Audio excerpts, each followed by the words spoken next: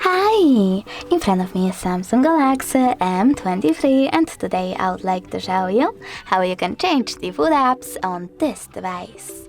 Firstly, open Play Store and download your new default app.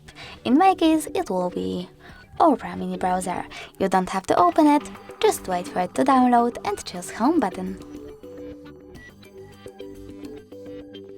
Now go into Settings, scroll down and tap on Apps over here.